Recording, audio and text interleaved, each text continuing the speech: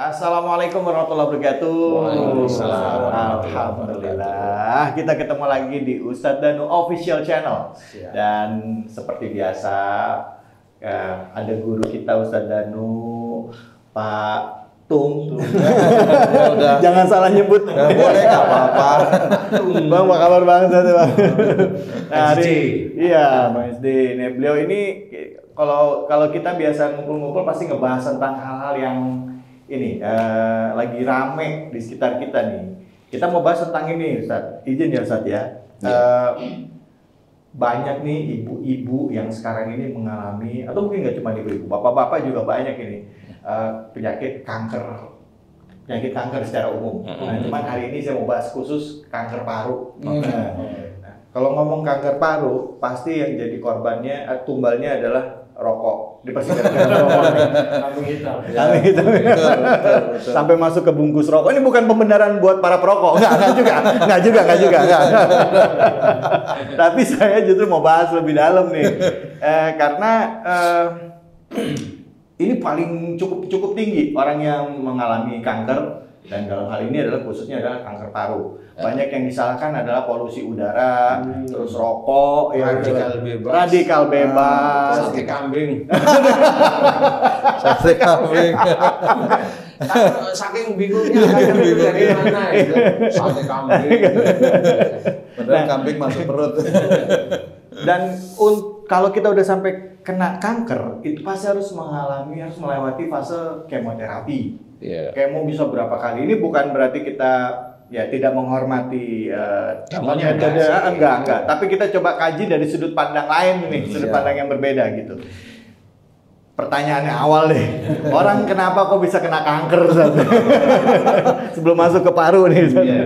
Jadi sebelum saya menceritakan tentang kanker, alhamdulillah banyak pasien saya yang kanker dengan usia produktif ya.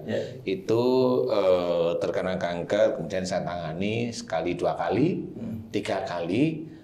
Ada beberapa kali alhamdulillah diberi kesembuhan sama Allah Ta'ala. Jadi sebelumnya saya cerita aja dulu. Relatif kenapa diberi kesembuhan, karena beliau itu nurut. Kalau dinasihati nurut ya, dinasihati nurut. Nah, sebenarnya kalau kanker itu sendiri tetap diawali dari amarah. Hampir semua penyakit itu diawali dari amarah. Hampir semua penyakit itu, Mas. Penyakit apa saja? Umpamanya dia mikirin sesuatu, ada jengkel, awalnya pasti pusing. Nah, tinggal pusingnya mana, di depan sini apa di tengah. Nah, kalau di depan saya bisa cerita, dia mikirkan sesuatu, sepaneng dia mikirkan. Kemudian solusinya nggak ketemu, dia langsung jengkel. Pada waktu itu mikir jengkel aja, itu pasti pusing di daerah depan. Kemudian kalau itu dipikirkan berjam-jam dan dia sepaneng terus, depan pusing, samping ikut pusing. Kiri atau kanan itu mirip, tinggal nanti aja kasuitis saja ya. Itu kalau pusing daerah depan itu pada waktu dia ada masalah waktu itu, dia sepaneng mikir serius, tapi dia nggak ketemu solusinya. Tapi kalau pusingnya daerah tengah, ini ada beda dikit. Masalah itu muncul, dia tidak harus sepaneng. Muncul ketemu masalah itu. Umpamanya masalah kenapa tumben istrinya uring-uringan seharian ini gitu ya. Mama nih. Ini ngomong istri uring-uringan langsung lihat ke saya. Ini kan Ampun. kalau istri uring-uringan itu kan dia ini kenapa kok ya, akhirnya kan dia ngelamun. Jadi dia nggak diselesain tapi dilamunin. Kenapa sih saya uring-uringan? Apa yang nah itu kan melamunkan. Besoknya juga masih dipikir, masih kelihatan wajahnya cemberut ini. Dipikirin, nah nanti yang sakit di daerah atas. Jadi itu ada masalah yang dilamunkan, difikirkan di kemudian harinya, biasanya gitu. Itu seperti itu. Nah, tiap kali pusing itu tetap ada, letaknya itu ada. Mamanya dia pusing di mana? Di atas telinga mamanya. Itu hubungannya dengan ada kabar melalui suara. Nah, jadi dengar kabar yang menjadikan dia itu jengkel, marah, tersinggung. Nah, itu pusingnya di atas telinga. Seperti itu. Nah, itu tetap ada unsur marahnya. Cuma kalau kanker paru marahnya disimpan gitu. Dia ada sifat tersinggung, kemudian marahnya disimpan. Ya. Biasanya kalau ada sifat tersinggung itu biasanya kalau saya itu melihat pancaran mata. Pancaran mata itu dia agak tajam, nah dia gampang tersinggung. Kalau pancaran matanya itu agak teduh, dia marahnya yang disimpan. Jadi ada beda, di karakter manusianya itu beda.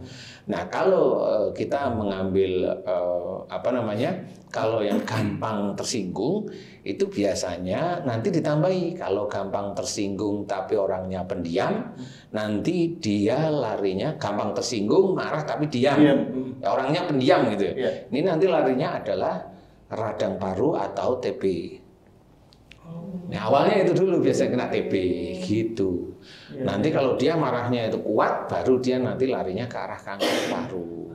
Ya. Tapi kalau memang itu ada bedanya, biasanya matanya tajam yang seperti itu. Kalau matanya nggak tajam biasa, kemudian dia kena kanker paru, biasanya saya melihat ini kasuitis, ini berarti ada problem. Di rumah tangganya dia ada problem yang dia tidak bisa mengeluarkan unek-uneknya.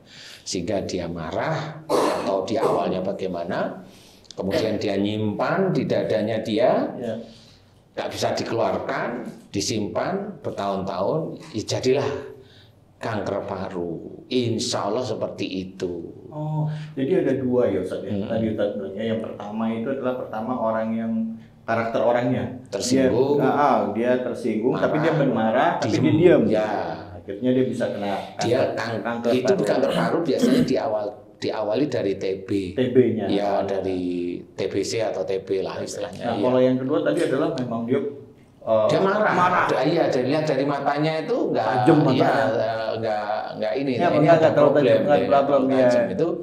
Oh, dia ada masalah nih yang nggak bisa dilepas gitu. Memang sih kalau ada masalah nyesek ya Pak ya. Ya kan, kalau lagi masalah misalnya saya ngalamin kayak gitu, misalnya kalau lagi ada problem kita pikirkan, akhirnya mungkin kayak sebagai seorang suami gitu ya, misalnya ada urusan pekerjaan di kantor atau apa, kan nggak mau cerita sama biasanya sama gitu. orang rumah gitu, karena itu tanggung jawab kita, laki-laki kita yang handle gitu kan.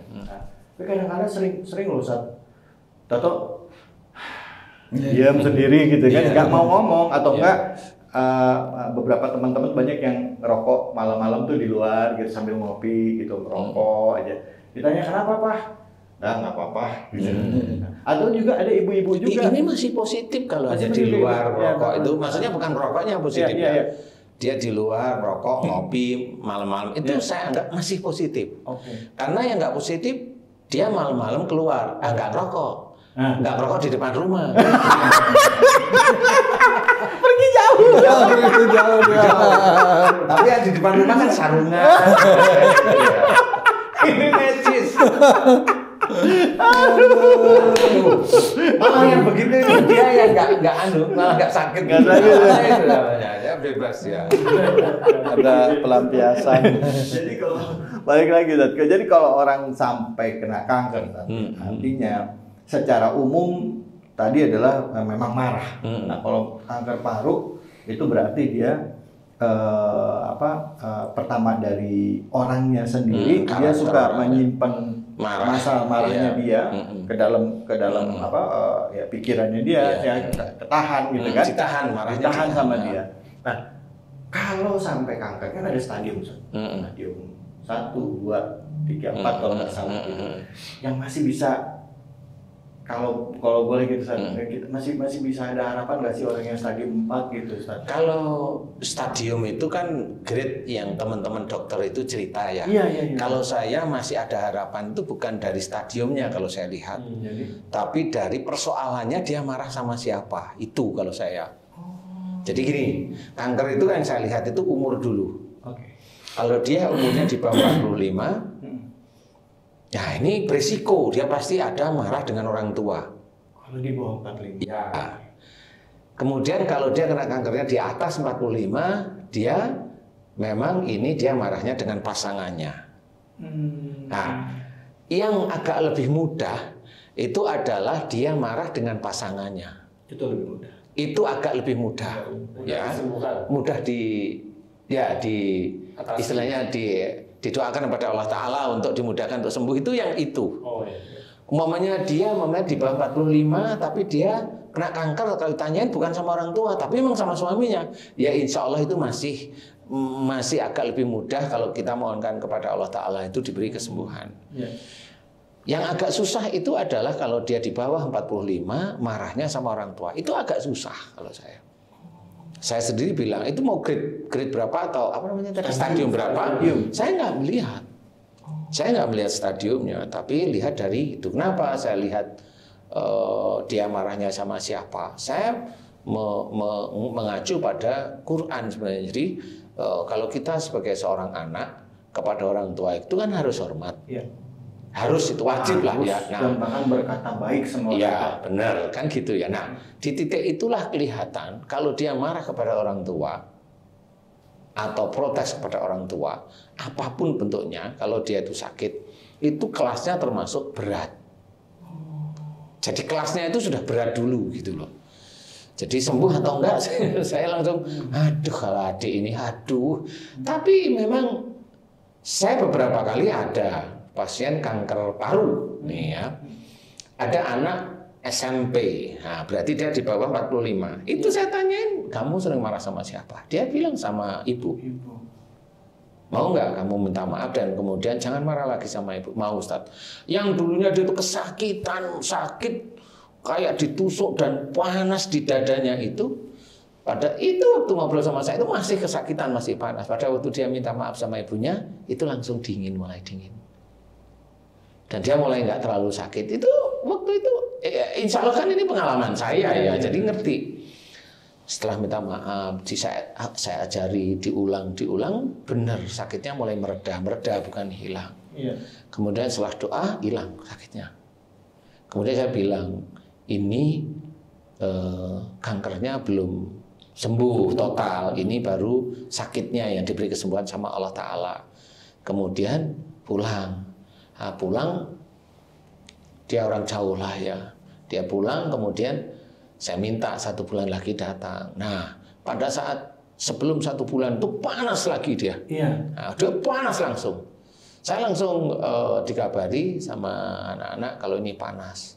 Oke, saya paham. Nah, pada saat dia panas itulah, kemudian dia datang kepada saya juga panas, tahu bahwa di sini bukan cuma dia minta ampun kepada ibunya, dan jika dia tidak hanya mengaminkan doa-doa saya, tetapi di situ sudah ada makhluk anak buah Dajjal yang mengunci jin dan ifrit.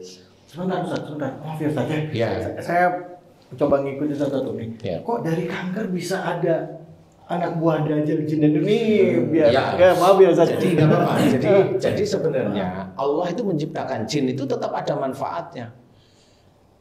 Gitu. Manfaatnya ya memang untuk Allah, untuk menganu manusia seperti kita. Jadi mengingatkan sebenarnya. Jadi jangan dianggap jin itu sesuatu makhluk yang hina, sehingga orang-orang yang biasanya begitu-begitu itu baca-baca itu memaki-maki jin. Nggak bisa. Semua makhluk ciptaan Allah itu pasti ada manfaatnya. Bahkan virus aja juga makhluk ciptaan Allah ya. Tetap virus itu tetap ada manfaatnya untuk manusia itu sendiri. Bagaimana caranya, entah itu tentang ilmu pengetahuan atau kita itu lebih mendekat pada Allah Ta'ala, tetap ada manfaat atau ada hikmahnya. Bukan manfaat untuk kita secara pribadi jinnya, tapi manfaat untuk kita. Kenapa jin itu ada?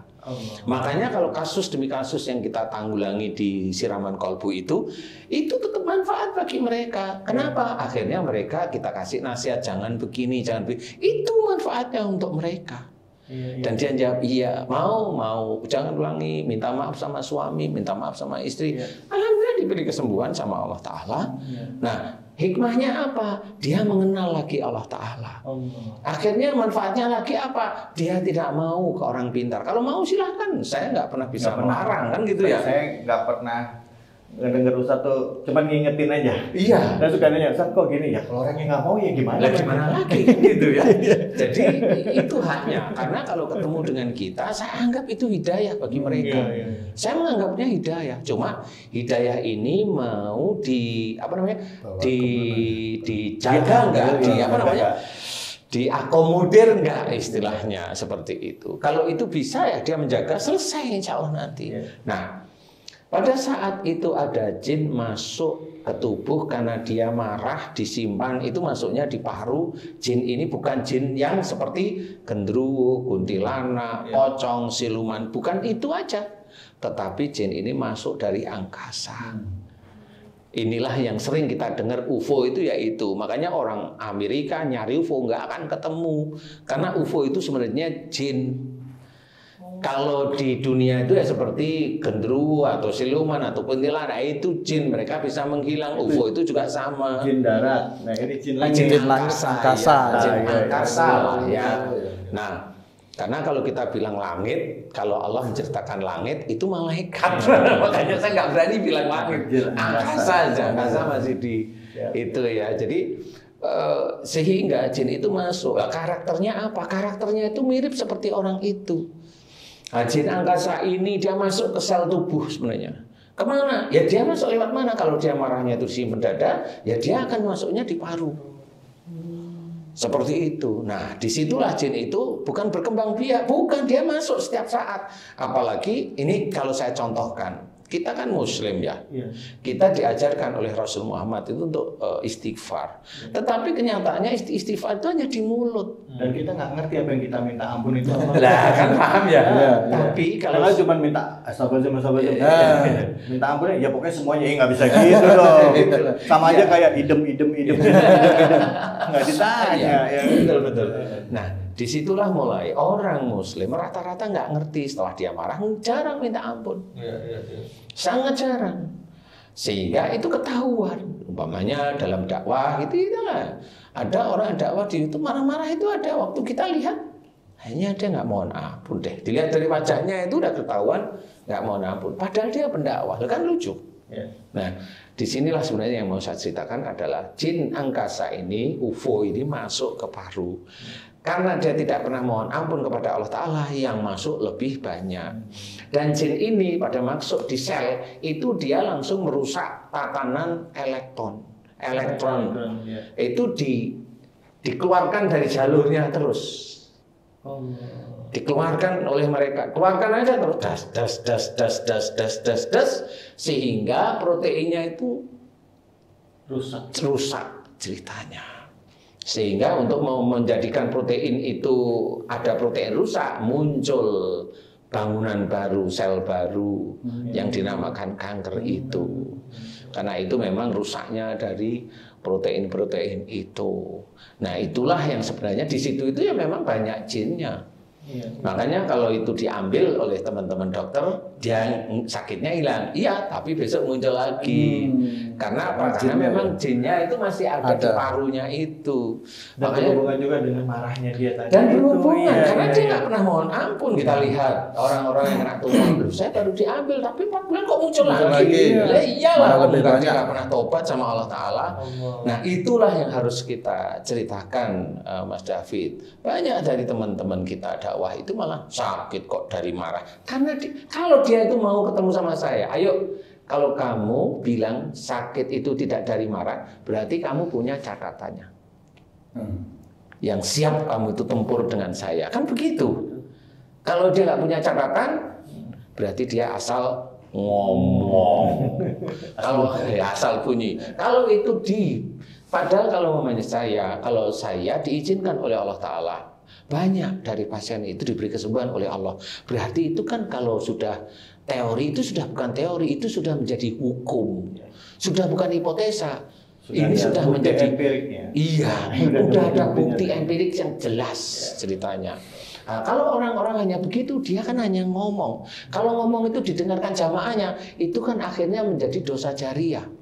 Padahal kalau Rasul itu menceritakan la taktub walakal jannah. Gimana dia menceritakan? Jangan marah bagimu surga. Nggak akan bisa. Dia nggak akan bisa. Dia bisa ngomong jangan marah bagimu nanti surga. Gimana kok bisa jangan marah itu bagimu surga itu bagaimana? Nggak bisa dia cerita. Karena dia hanya ngomong aja. Nah, disinilah dari jin yang seperti itu kuat. Kemudian kalau jin ini nanti masuk, mulai dikunci oleh yang namanya jin ifrit. Jin ifrit ini dia nggak ngomong, dia mengunci, dia tugasnya. Dia mengunci. Nah, nanti kalau dia dosanya kepada orang tua, nah, dia tidak hormat pada orang tua, berarti dia keluar dari jalur akidah, dari beberapa ayat dalam Quran. Keluar kan? Kalau udah keluar berarti itu dianggap oleh Allah Ta'ala, Allah itu kafir. Nah, kalau kafir berarti masuklah anak buah Dajjal. Makanya anak buah Dajjal, dia akan mengikuti keinginan dia sehari-hari apa. Marah, dia akan nyengkrem jin dan ifrit yang ada di daerah itu. Makanya pada saat saya tunangani salah satu pasien saya itu, dia kena tumor paru, kemudian dia datang itu masih masih sakit, walaupun sudah berkurang tapi sakitnya masih. Saya doain untuk anak buah Dajjal dihancurkan oleh Allah Ta'ala, kemudian jin dan ifritnya dikeluarkan. Alhamdulillah waktu itu langsung enak. Dan habis itu dia pulang, udah nggak pernah sakit. Paling kalau mau ketemu sama saya yang ketiga waktu itu, mau ketemu yang ketiga, dia hanya sakit tidak seharian, dia sakit hanya beberapa menit, nggak sampai 1 jam. Sakit aja beberapa menit, aduh hilang. Dari 1 bulan. Ustaz, seperti itu. Saya boleh ini ya, tadi mungkin Pak Tung juga saya ada share sedikit gitu cerita gitu apa. Ada orang, saya pernah baca bukunya, tapi wallahu a'lam bishawab benar atau tidak gitu ya. Tapi bukunya ini cukup cepat jadi rame lah. Jadi mengobati kanker yang dialami dia dengan memohon ampunan kepada Allah atas dosa-dosanya dia. Jadi itu awal saya sebelum itu saya baca bukunya udah lama sekali Ustaz, tahun 2001 apa gitu. Saya tuh kan masih nggak nyambung antara minta ampun sama sembuhnya. Kesembuhan. Ya, iya, umpama Ustaz waktu dulu tuh saya begitu, maksudnya apakah benar? Tapi tidak sedikit orang yang pada saat menyadari hakikat kesalahannya dia, terutama terhadap orang tua, dan memanfaatkan waktu-waktu yang mustajab seperti sholat malam atau misalnya pada saat waktu subuh menjelang subuh itu ya, pada saat waktu mau sahur itu dia nggak, pada saat malam itu dia nggak mikirin sakitnya, dia cuma mikir bahwa waktunya ini saya cuma meminta ampun aja. Dia bilang kayak kalau saya minta sembuh kayaknya saya terlalu naif. Itu dasar pemikiran. Nah, saya dapetin ini di Ustadz setelah sekian lama saya jawab itu, saya bilang ternyata kuat sekali, bahkan sampai bisa jin masuk ke dalam sel-sel kita. Benar, insya Allah benar seperti itu. Makanya Allah menciptakan makhluk itu tidak manfaat, semuanya manfaat bagi Allah. Maksudnya bukan Allah yang anu manfaat, manfaat itu ceritakan kepada kita. Jadi Allah menciptakan sesuatu tidak sia-sia maksudnya. Tetap itu ada hubungannya, apapun bentuk makhluknya. Tapi kok yang masuk itu, maaf Ustaz, jinnya dari ruang angkasa ya, bukan jin-jin di bumi gitu. Nah, kalau jin bumi itu hanya cuma nakut-nakutin. Ya, kalau jin luar angkasa itu apa? Dia naiknya itu jelas pesawat, ya kan gitu. Serius Ustaz, iyalah, kalau UFO itu kan naiknya pesawat. Coba kita lihat. Kalau ada benda UFO itu naiknya pesawatnya gini, tiba-tiba langsung set. Nggak ada pesawat saat itu nggak ada. Itu hancur pesawatnya langsung. Pasti, karena memang ada gravitasi. Nah kalau jin mau begini bebas, karena dia tidak terpatri dengan dimensi sebenarnya. Nah inilah yang harus kita pikirkan. Makanya kan ada tiba-tiba jin, gitu. Itu kenapa langsung jin belok langsung? Itu kenapa seperti itu? Ya memang jin itu yang memang seperti itu. Keahliannya seperti itu. Keahliannya memang seperti itu, gitu. Dan dia naiknya pesawat. Bukan jalan kaki. Coba kalau jin capek lu. Itu ya. Dia bawa keranda gitu ya. Mentak-mentak naik kuda. Capek lu lama juga nyampe. Nah, itulah sebenarnya Allah menciptakan sesuatu itu tidak sia-sia. Itu salah satunya memang itu. Ya. Kenapa? Nah itu saya bisa cerita karena apa? Karena saya ngamati itu sebenarnya persoalannya. Boleh saya tanya. Nah, tadi kan saya bilang yang paling sulit sama orang tua. Betul. Kalau orang tuanya udah nggak ada, meninggal, gimana cara kita maafin? Iya, sebenarnya kan catatan dosa seseorang itu kan ada pada malaikat atid. Iya. Jadi kalau udah malaikat atid berarti catatan dosa seseorang itu ada pada Allah. Seseorang itu sudah meninggal, ya sudahlah mohon ampun kepada Allah Ta'ala. Seperti itu sebenarnya.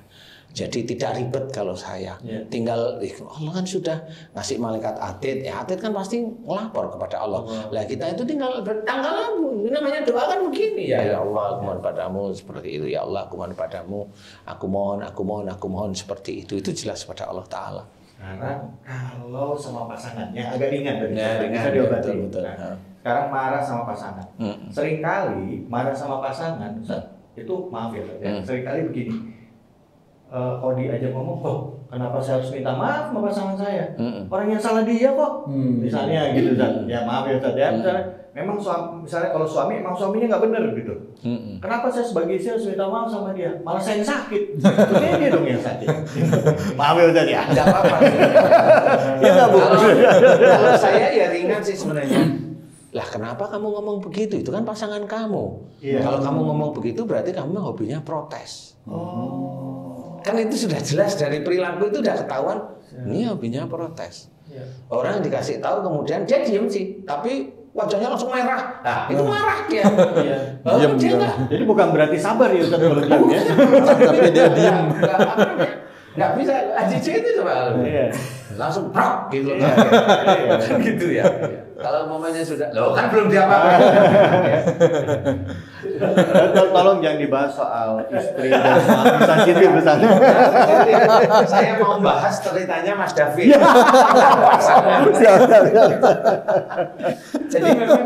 Jadi memang karakter seseorang itu bisa dilihat sebenarnya. Mas. Jadi kalau dia ngomong begitu, nah itu kan protes namanya.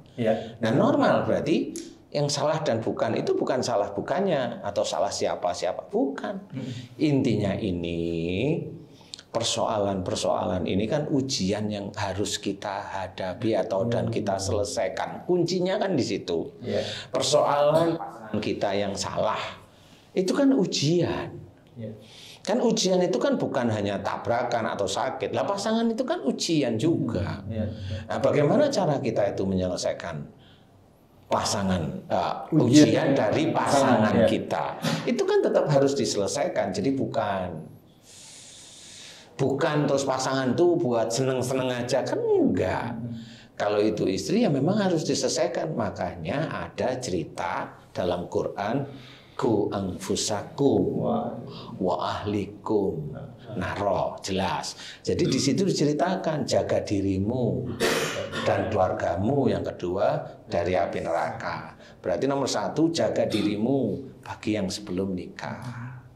Jaga dirimu bagi yang sudah nikah juga jaga diri dari api neraka. Sehingga kita mencoba untuk mengerjakan apa yang diperintahkan oleh Allah Ta'ala, apa yang dikerjakan oleh Rasul sebagai sunnah. Kita kerjakan, itu menjaga. Kemudian keluargamu, ya, keluarga ini bisa istri, bisa anak. Nah, menjaga itu bagaimana? Termasuk tahu kalau umpamanya si pasangan atau anak itu melakukan sesuatu hal yang tidak baik, kan bukan berarti kamu udah saya kasih tahu berkali-kali, kan tidak seperti itu. Nah, kalau memang tidak perlu dikasih tahu berkali-kali, ya bisa aja jadi istri. Jadi nggak perlu ngasih tahu lagi kan gitu. Benar nggak sih? Iya. Makanya kalau kamu bisa enggak, ya sudah kasih tahu aja terus. Nah, sampai kapan masa dia itu bodoh terus umpamanya bagi orang tertentu? Loh, yang bodoh itu bukan pasanganmu, ya kamu sendiri yang bodoh. Kenapa? Itu kan diuji dari Allah Ta'ala. Kalau kamu bilang, masa kamu yang bodoh? Ya kamu yang bodoh malahan. Itu ujian dari Allah Ta'ala, selesaikan. Bukan bodoh atau apa yang harus kita keluar. Bukan. Kalau kamu ngomong begitu, ya kamu sendiri yang seperti itu. Jadi itu ujiannya selesaikan dengan baik. Gimana cara menyelesaikan ujian itu? Cari jalan keluarnya, dikasih tahu, ngomong yang baik, dirangkul lah, namanya Jerman suami istri, dirangkul sambil diomongin yang baik-baik, kan gitu. Bukan diomongin dengan jauh-jauhan, pergi. Nah, itu jauh-jauhan. Nah, di sini yang harus diketahui itu ujian itulah yang harus diselesaikan. Kalau itu enggak, itu detik demi detik, itu namanya suami sama istri itu jadi dosa terus-terusan itu ya itu. Jadi kalau istri sama suami pada saat misalnya Ustaz ya, istrinya sakit, misalnya suaminya kerjaannya maaf ya, ya nggak sholat, terus juga mabuk, terus juga suka KDRT di rumah misalnya, istrinya sakit malah istrinya yang sakit Ustaz. Ya, terus? Jadi istri suka protes gitu kan, nanya misalnya, kok harus saya minta maaf Pak gitu, kan saya yang ini wajar, logika manusia awam ya betul gitu, dia berpikirnya kan begitu. Jadi maafkan saya, tolong diluruskan. Jadi kalau sampai mengalami seperti itu pun tetap istri harus mau memaafkan.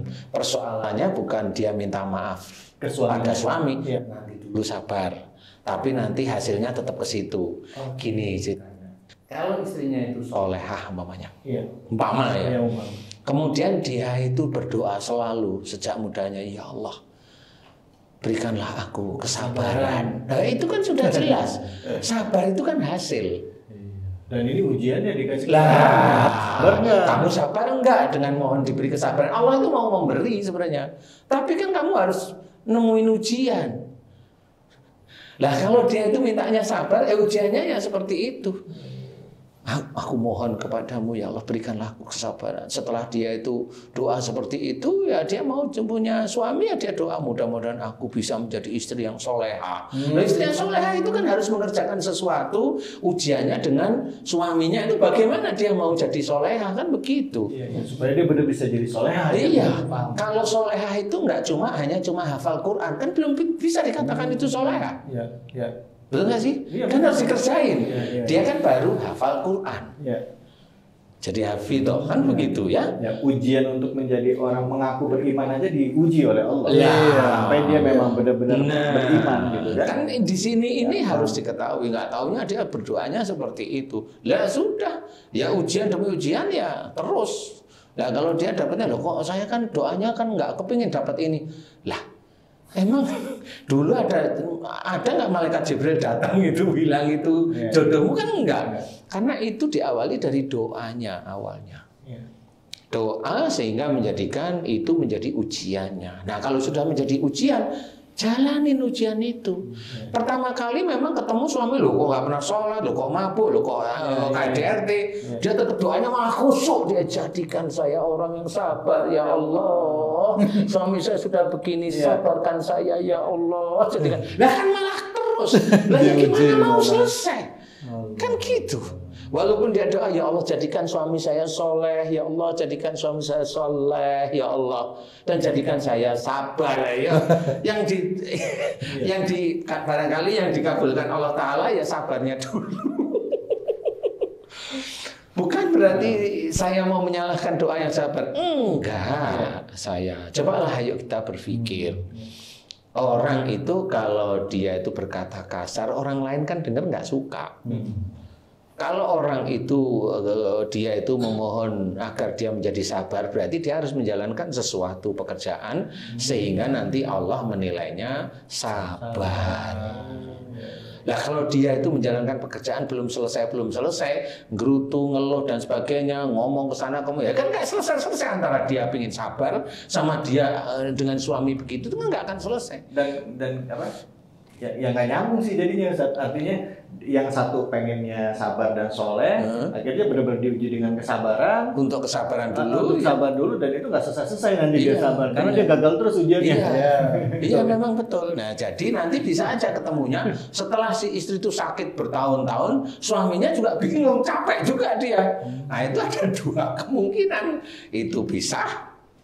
Atau ganti suaminya karena didoain oleh istrinya itu soleh, suaminya akhirnya sabar, berubah.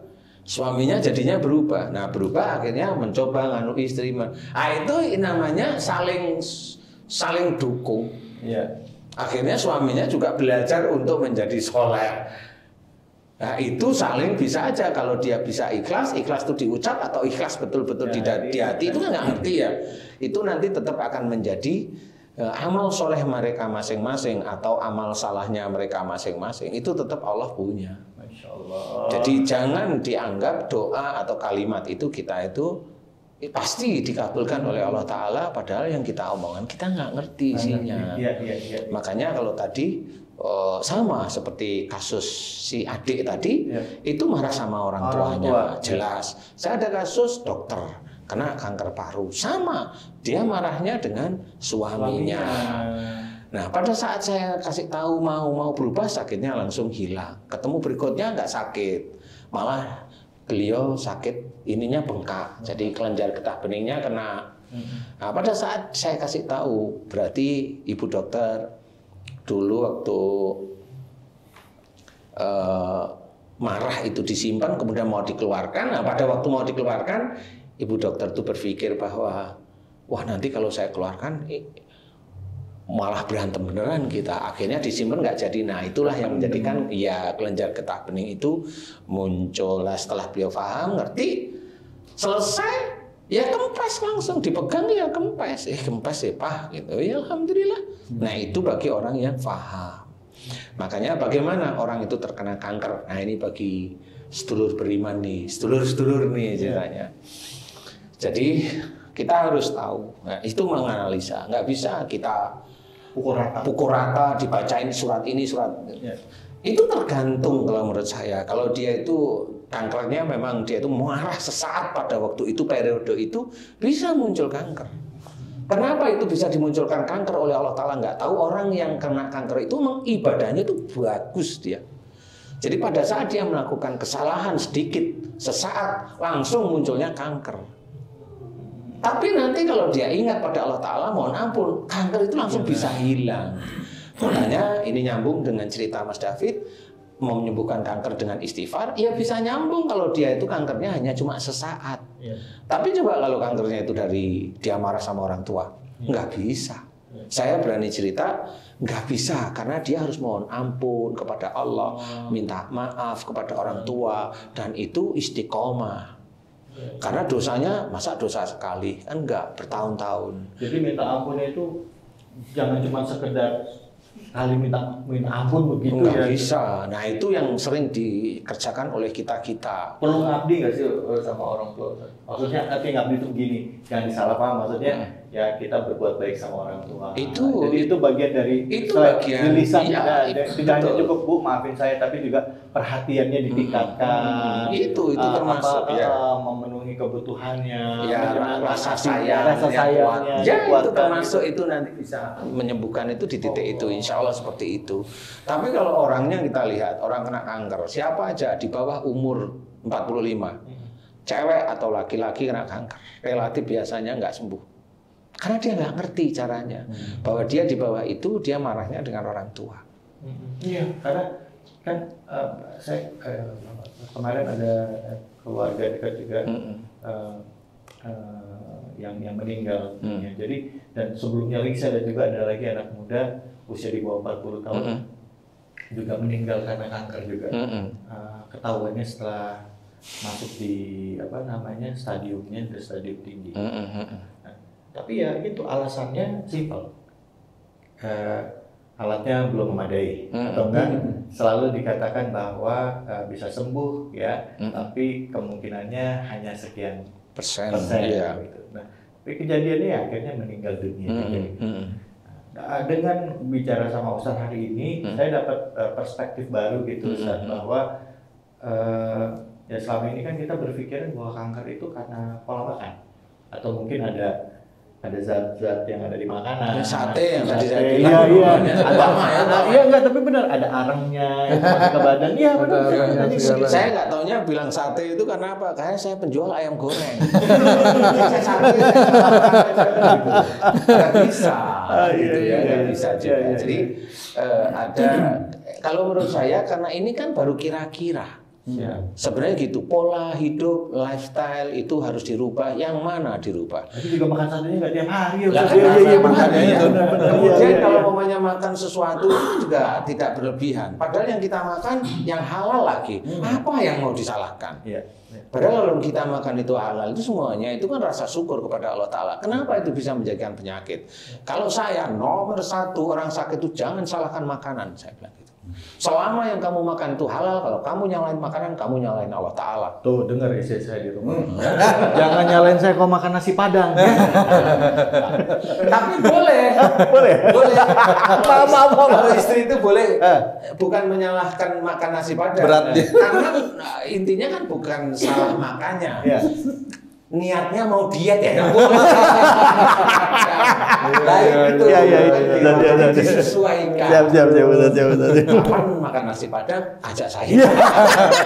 Siang Ustaz. Saya tuh kalau lapar. Saya itu kalau ada istri makan itu selalu deg-degan saya. Istri saya juga tahu, mungkin nonton dia juga, saya juga sering cerita sama dia gitu. Saya bilang, saya kalau ada kamu tuh kalau makan nasi tuh mendadak porsi saya kecil. Tapi kalau kamu nggak ada, itu satu bungkus seakan kurang gitu. Dasar. Tapi memang betul. Jadi istilahnya orang yang sakit itu di bawah 45, Ya. kalau udah kanker atau ginjal, ini udah nggak bisa disembuh. Sulit ya, sulit.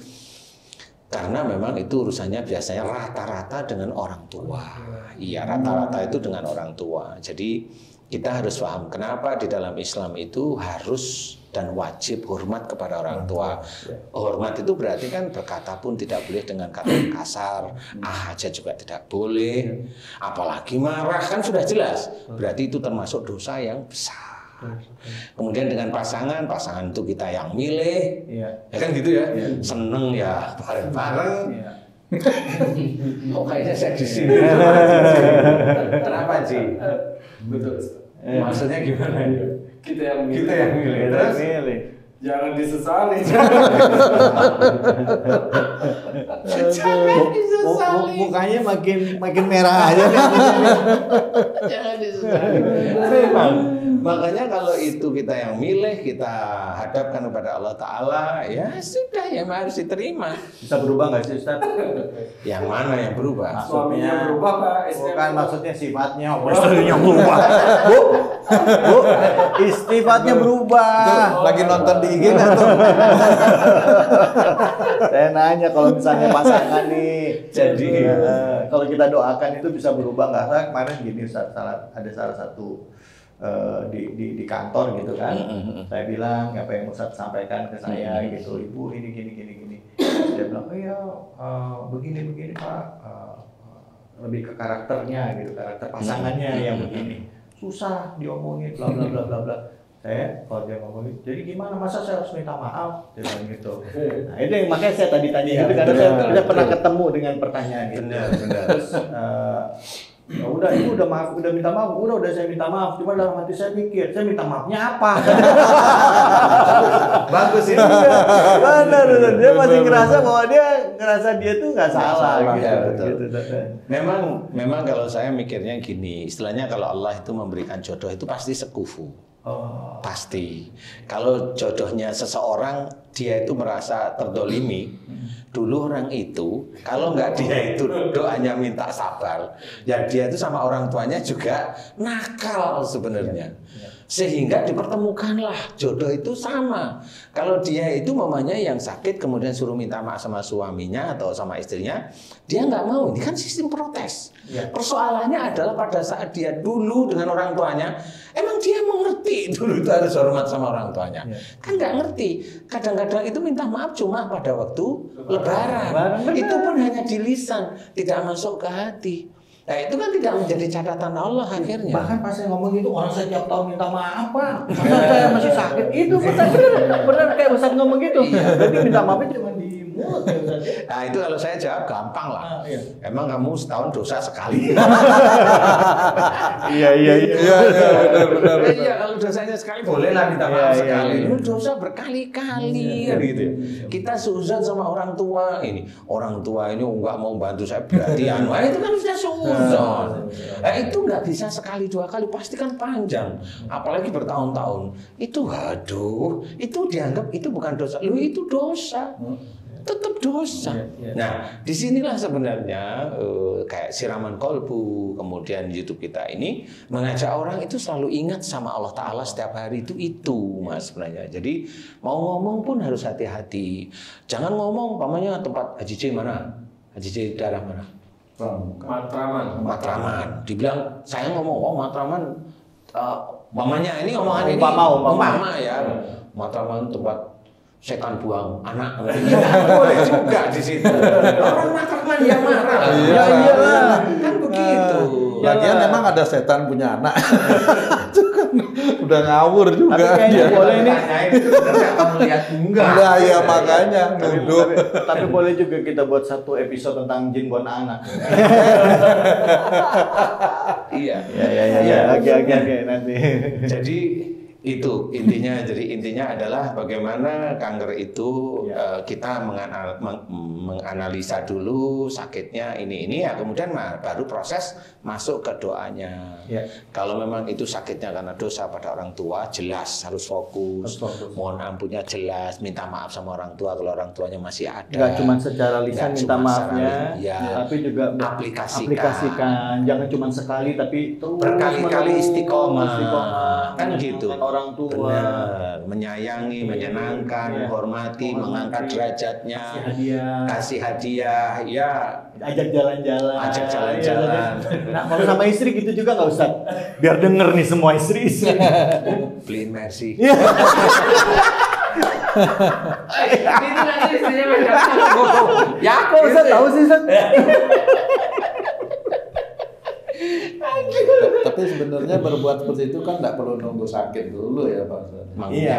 Yang mana nih? Tadi itu kan nggak perlu. Yang ke istri apa yang ke ibu? Istri dan orang tua. Oh, yang ke istri yang beli Mercy-nya atau yang mana? Kalau Orang nanya bener. Iya. Pertanyaannya serius ya. Kalau istri beliin rujak aja.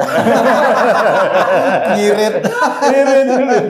Ustaz, tadi kalau marah, jengkel, ditahan menyebabkan kanker payudara. Ini enggak kalau marah ditahan kanker enggak ya? Enggak. Ini nanti banyak Mas, banyak atributnya. Nah, yang tadi bilang sama orang tua, sama pasangan, gimana kalau sama tetangga atau sama bos di kantor? Apakah sama? Oke, sebentar. Tahan jawabannya. Kita akan bahas di episode berikutnya. Tadi dulu. Ini kan berarti marahnya sama tetangga atau sama bosnya. Perlu dijelaskan. Ini mah tetangganya istri tetangga apa suami tetangga? Kalau ini kayaknya yang jawab ya Duri. Aku bilang. Spesial ya. Maaf ya sedulur ya. Ini kita serius tapi ini kadang-kadang bercanda. Ya. Kalau serius mulu itu nomor 1 rontok dulu. Padat. Jadi intinya kalau dengan temen atau tetangga dengan bos ini orang lain. Jadi istilahnya tetap dosa tapi tidak seberat dosa pada orang tua. Tetap dosa tapi tidak sebesar dosa kepada pasangan. Tetap dosa tetap itu. Prosentasenya memang nggak sebesar itu. Tapi mungkin nggak nyebabin kanker kalau gitu. Bisa, bisa itu. Nanti muncul di atas 50 biasanya. Umur 50, 55 itu baru muncul. Ada yang seperti itu. Memang betul, saya pernah. Dia marah sama siapa? Pasangan? Enggak, saya amati. Dugan aja sama teman kantor. Iya, dulu saya jengkel sama ini. Itu berbulan-bulan, bertahun-tahun Ustaz. Nah, munculnya setelah dia umur 65. Itu baru muncul kanker. Tapi alhamdulillah dengan muncul itu kemudian didoakan cepat sembuhnya, alhamdulillah. Kalau dengan teman itu alhamdulillah diberi kesembuhan cepatlah. Tapi kalau dengan pasangan agak baik. Ustaz, nih kita udah bahas cukup panjang nih Ustaz. Kira-kira Ustaz, apa yang bisa kita simpulkan nih Ustaz untuk kanker paru-paru ya Ustaz? Jadi intinya kalau ini memang menjadi ilmu bagi sedulur beriman semuanya atau siapapun yang mau mendengarkan, dan insya Allah ini ada manfaatnya bagi kita semua ya. Pertama harus kita analisa dulu. Yang pertama itu analisa apa sakitnya di umur berapa, itu penting. Sehingga seorang itu nanti disusun doanya. Benar enggak ya saya sakit itu karena orang tua ini. Dia harus diem karena oh iya ya saya dulu memang pendiam. Kalau orang tua itu nyuruh begini nggak cocok, saya tersinggung. Nah itu awalnya itu ya begitu itu. Akhirnya marah tersimpan, jadilah itu penyakit. Itu jika di bawah 45. Kalau di atas itu dengan pasangan. Juga disusun. Doa itu bisa disusun. Kemudian tinggal nanti doanya. Doanya ya ringan aja kayak kita mau berdoa, kita berdoa biasa. Kalau itu kanker, umpamanya kanker paru, umpamanya Mbak atau Mas di bawah umur 45, ya doanya ya Allah jika kanker paruku Ya Allah, jika tumor paruku disebabkan karena saya sering menyimpan marah dengan ibuku, boleh. Kalau fokus ke ibu boleh, ke fokus ayah boleh, fokus di situ karena kita kan ngerti persis ya. Persis kita sama Persis siapa kita marahnya. siapa marah, kepada siapa kita marah, itu fokus langsung. Jika saya sering marah pada ibuku dan itu dosa besar di hadapanmu sehingga engkau berikan aku ujian berupa sakit, musibah berupa sakit, ampuni dosa besarku kepada ibuku ya Allah. Astagfirullahaladzim, astagfirullahaladzim, astagfirullah. Terus tenang, kemudian doa itu diulang. Ya Allah, jika sakit kanker tumorku, aku sering emosi, marah yang aku simpan kepada ibuku, jika itu dosa besar di hadapanmu, ampuni dosa besarku kepada ibuku, boleh. Terus, nah nanti sehari-hari mulai itu nyayangi orang tua. Kemudian disenang-senangin, kemudian dihormati. Seperti itu tiap hari jalankan. Setiap hari kalau orang tua masih ada minta maaf. Itu cara sebenarnya untuk membalas. Jadi ibaratnya kalau kanker itu saya ibaratkan pergi dari Jakarta menuju Surabaya. Nah untuk balik lagi menjadi normal kan harus berjalan dari Surabaya menuju Jakarta. Waktunya ya hampir sama. Kalau dulu dosanya itu 10 tahun, ya memang harus mohon ampun kurang lebih ya 10 tahun. Ringannya seperti itu. Iya. Artinya Allah kalau di masa itu pun Allah mengangkat penyakitnya lebih cepat pun sangat mungkin ya. Boleh, itu kan hanya Allah ya. Kalau saya ini kan hitung-hitungan matematik aja lah ya. Karena sama seperti umpamanya kita tidak sholat duhur itu setahun umpamanya ya, kita kan bisa balas qadanya itu kan 1 tahun juga gitu loh maksudnya itu. Jadi insya Allah hampir sama seperti itu dan jangan berpikir hitung-hitungan amal dengan Allah Ta'ala, janganlah kalau menurut saya. Dan itu doa mohon ampun, terus banyak mohon ampun di titik-titik itu. Kalau memang itu sakitnya kepada pasangan, ayo. Kalau ada sakit yang di paru-paru berhubungan dengan tangannya ikut sakit, berarti insya Allah berhubungan dengan pekerjaan. Jadi pekerjaan apa yang dia marahkan kepada siapa? Mamanya pekerjaan apa yang pekerjaan dari siapa yang dia marahkan. Jadi kalau dia marahnya dengan suami, berarti pekerjaan suami yang dia nggak cocok. Nah itu sebutkan pada Allah Ta'ala. Jadi kalau dia pekerjaan ayahnya, ayahnya itu umpamanya judi, marah, nah nanti yang sakit pasti di daerah kanan, tangannya kanan, gitu. Nah, kenapa itu tangan kanan? Biasanya ada pekerjaan orang tuanya yang dia tidak suka, tetapi kan tidak boleh marah, kan gitu ya. Dia harus memberikan nasihat, tetapi tidak boleh memaksa. Dia harus memberikan nasihat dengan kata-kata yang baik. Loh kan ajaran Allah sama Rasul kan seperti itu. Nah, tidak boleh marah, tidak boleh gondok. Nah, karena dia marah, dia pasti ada kena kanker. Nah, itu harus disebutkan. Nah, mohon ampun, jelas mohon ampun. Itu kemudian istighfar, kemudian doa itu diulang, istighfar, doa itu diulang dan minta maaf sama orang tua. Walaupun orang tuanya itu penjudi atau mabuk, dia nggak suka, dia tetap boleh minta maaf. Nggak ada salahnya, itu orang tua kita. Iya, begitu juga sama pasangan ya. Sama dengan pasangan yang suaminya kayak gimana ya kita minta maaf aja, itu urusan Allah. Ya, itu urusan Allah, benar. Kecuali kalau minta maaf, ya mohon maaf jika kemarin saya minta mercy, ya itu saya minta maaf. Aku minta mercy dong, ya aku kabulin, tapi sekarang lagi belum ada duit nanti. Itu menjadi sumpah loh. Enggak, saya ada duit nanti saya beliin ya. Langsung diralat. Ralatnya gini Mas. Sebenarnya saya punya duit, tapi saya nggak ingin beliin. Nanti kalau saya sudah ikhlas. Iya. Sebenarnya saya ada duit, tapi saya masih belum beliin. Nanti kalau saya udah ikhlas, yang ngajarin Ustaz. Oke, Masya Allah. Baik Ustaz, terima kasih banyak ya Ustaz ya. Terima kasih banyak Ustaz, Pak Haji terima kasih, Pak Tung makasih, makasih banyak semua pemirsa setia ya, jamaah yang selalu mengikuti Ustadz Dalu official channel di YouTube ya. Banyak ilmu yang bermanfaat yang bisa kita dapat. Hari ini kita bahas tentang kanker paru-paru. Intinya tadi sudah disampaikan pasangan dan orang tua. Ada juga faktor-faktor yang lain, tapi intinya adalah yang dua ini nih, orang tua atau pasangan kita. Kuat itu biasanya. Jangan marah. la taghdab, dan harus bisa memaafkan. Mudah-mudahan kita Udah, sebelum ditutup, Ya. saya boleh nggak nyampein sama pasangan saya? Oh, Saya iya, boleh. Ya. Boleh. Oke. Terus sebentar. Kemana nih saya nih? Pasangan yang mana?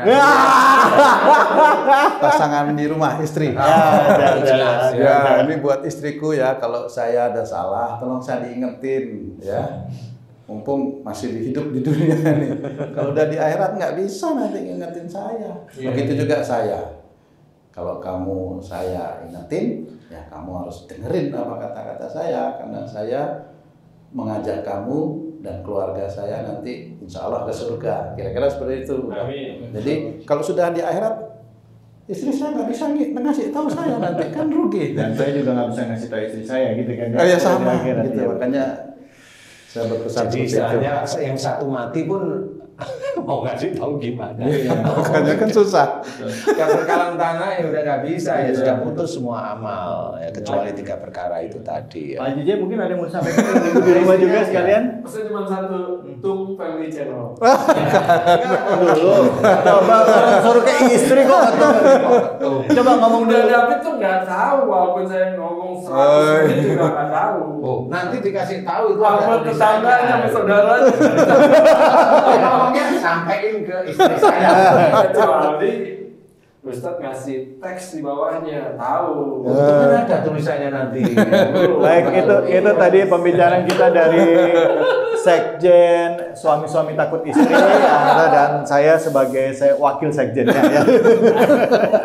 Bercanda, serius. Terima kasih udah. Baik, ya Allah, alhamdulillah, mudah-mudahan yang baik datangnya dari Allah, dan semoga ini menjadi ilmu yang bermanfaat bagi Amin, kita. Allah. Dan kalau yang bercanda-bercanda tadi jangan masukin ke hati banget ya. Itu hanya sekedar Refresh selingan, aja. refreshing, supaya bisa lebih sedikit menghibur. Dan mohon maaf kalau ada yang kurang berkenan, semoga Allah ridho. Amin, ya Uh, Allah. Saya pamit undur diri dulu. Terima kasih sudah menyaksikan Ustadz Danu Official Channel di YouTube. Terima kasih banyak Ustadz. Sama-sama. Makasih banyak Batung, Mas makasih banyak Pak Ya. Jeye. Terima kasih. Assalamualaikum warahmatullahi wabarakatuh. Waalaikumsalam warahmatullahi wabarakatuh. Alhamdulillah.